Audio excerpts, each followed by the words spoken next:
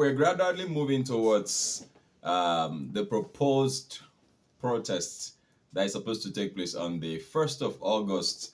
There have been several insinuations with respect to the protests, considering what happened in Bangladesh and in Kenya, especially. Let's even use Kenya, which is very, very close by. And, you know, it's not, I don't think people are saying that, there shouldn't be any protests, looking at the aftermath of NSAS and also, what happened in Kenya. When you go around, you discover that properties were destroyed and those properties, belong to people. Look at the NSAS too. Apart from the fact that, properties were destroyed, we also lost lives. The NSAS was something else. It was like we fighting ourselves and, trying to make a point. But then, a point could be made without, causing harm. However, there is the fear of some persons unscrupulous elements, hijacking these protests. It could be an innocent one, a peaceful one, but then there could be some unscrupulous elements who could, take over the protest and begin to destroy people's properties, maybe party members and all of that. You taking the advantage of that to maim people, destroy people's properties, and even steal.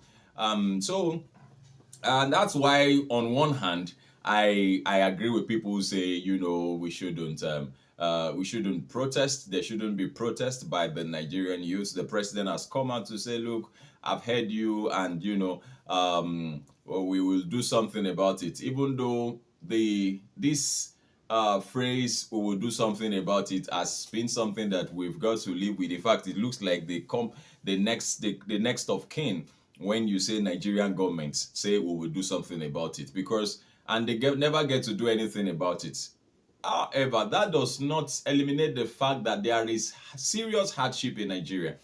Serious hardship, and people are going through quite a lot of terrible times, and things are on the on the very high side. Food and the when you talk of immediate needs, domestic needs, and all of that, they are very much on the high side, and driven the poor deep further down into poverty. And also, in fact, there are rich people who have become poor now because they had to use their plenty wealth to buy expensive things, and they've not been able to replace that wealth. And so there have been issues, no doubt about that. Serious hardship and tough times, Nigerian going through. I was, just before I came on here, into the studio to do this video, I saw, the naira to dollar was at about 1,600 and something in the parallel markets. That's huge. That's a lot. That's a lot. And you see, anyway, let's not say truth must be told, because we will just have to say the truth. We've got to a point where, a very delicate point where, number one, we will have to nisuru, amanilati nisuru. That's one. Then number two, while we are, calming down, something has to be done, and that's the truth. You can't increase fuel price. You can't take away fuel subsidy, whereas some people say it is still being paid for. You can't increase fuel price, take away fuel subsidy, and expect people to, which of course, tells directly on the Nigerian masses, on the public. When you talk about minimum wage, the minimum wage only affects the working class. Those who are in the civil service and all of that. Those are the people it affects.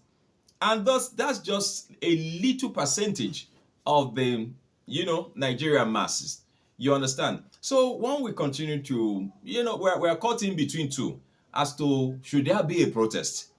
And if there's going to be a protest, how should we go about it? That it will not erupt into something else, it will not become destructive, property destructive, and quite a lot of, there won't be harm, there won't be loss of lives and all of that. It won't be hijacked by unscrupulous elements and all of that. And so I'd like you to drop your comment at this point. Please make your comments simple and civil, and then please also touch the subscription button if you haven't done that's also touch the notification button so that we can note you can get notifications when we come up like this. But then it's something that I think we should discuss. So let us discuss the incoming protests as a result of the hardship. Should this protest hold, and what do we stand to gain anyway?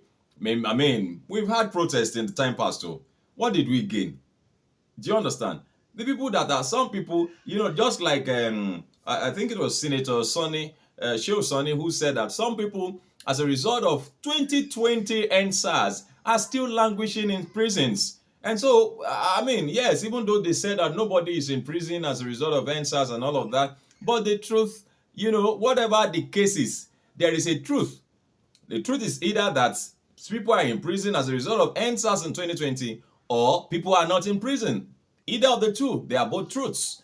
So please feel free to drop your comment, make them simple and civil. Let us know what your opinions are. My name is Olukunle Abraham, and of course, this is Serious Matters here at Tony TV. God bless you. Bye bye.